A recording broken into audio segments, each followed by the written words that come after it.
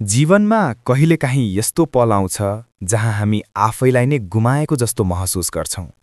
केही कुरा बुझिँदैन, केही कुरा मिल्दैन र मनभित्र एक किसिमको भारीपन बस्छ। त्यही भारीपनको बीचमा बिस्तारै एउटा आवाज उठ्न थाल्छ, तिमी अझै सकिएका छैनौ। यही आवाज, यही चेत, यही प्रकाश कृष्णको मार्गदर्शन हो। कृष्ण भन्छन्, दुःख त जीवनको एउटा अध्याय हो, कथा होइन। तर हामी धेरैजना त्यस दुःखमै आफूलाई बन्धक बनाइरहन्छौं। हामी सम्झन छोड्छौं कि पीडामाथि उठ्ने शक्ति पनि हामी भित्रै छ। भगवान बाहिर होइन, उहाँ त हाम्रो चेतनाको गहिराईमा बसिरहनु भएको छ। मन थाक्दैन, मन डराउँछ। डरले नै हामीलाई कमजोर बनाउँछ। कृष्णले अर्जुनलाई पनि त्यसै बोलेका थिए, डर तिम्रो शत्रु होइन, तिम्रो शिक्षक हो। डरले तिमीलाई रोक्न खोज्छ, तर विश्वासले तिमीलाई उठ्न सिकाउँछ। कहिलेकाहीँ हाम्रै नजिकका मानिसहरू पन्छिन्छन्। उनीहरूलाई लाग्छ कि हाम्रो सङ्घर्ष उनीहरूले बोक्नुहुन्न। तर कृष्ण भन्छन्, साथ जानेहरू महत्त्वपूर्ण होइनन्, सत्यमा साथ दिनेहरू महत्त्वपूर्ण हुन्। जो मानिस रहन्छ किनारा होइन, हृदयले रहन्छ, र जो जान्छ कर्मको बाटोले जान्छ। जीवनमा ठेस लाग्नु गलत होइन, ठेसले नै दिशा देखाउँछ। असफलता अन्त्य होइन, असफलता त अहिले होइन भन्ने सङ्केत मात्र हो। कृष्ण भन्छन्, तिमीले हराएको जस्तो लागे पनि भगवान तिम्रो बाटो बनाइरहेका हुन्छन्। हरेक बन्द ढोका पछाडि एउटा खुल्नै लागेको ढोका हुन्छ। कसैको वचनले, कसैको व्यवहारले, कसैको दूरीले हामी घाइते हुन्छौं।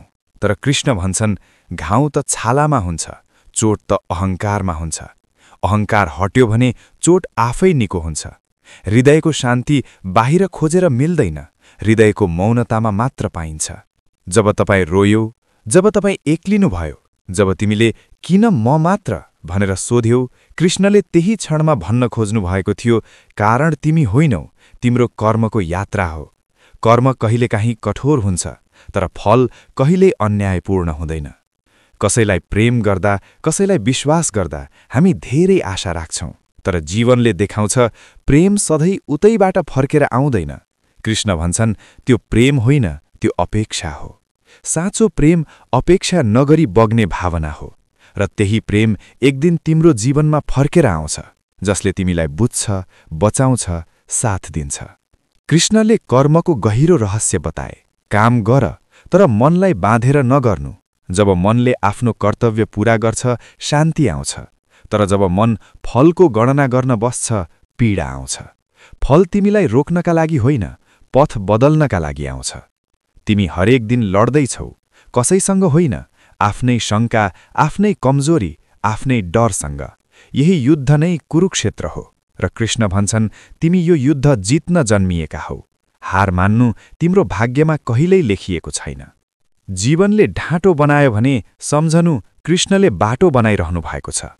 तिमी रोयौ भने सम्झनु आँसु कमजोरी होइन, शुद्धता हो। तिमी थाक्यौ भने सम्झनु तिम्रो आत्मा अझै बलियो छ। तिमी डगमगायौ भने सम्झनु कृष्णको हात तिम्रो काँधमा छ। अन्तिममा कृष्णको सबैभन्दा गहिरो सत्य, तिमी बदलियौ भने संसार बदलिन्छ। संसार बदल्ने शक्ति तिमी भित्रै छ। विश्वास उठाऊ, हृदय खोल, मन शान्त पार। भगवान त्यही छन्, तिम्रो अन्तर्मनमा, तिम्रो सासमा, तिम्रो यात्रामा।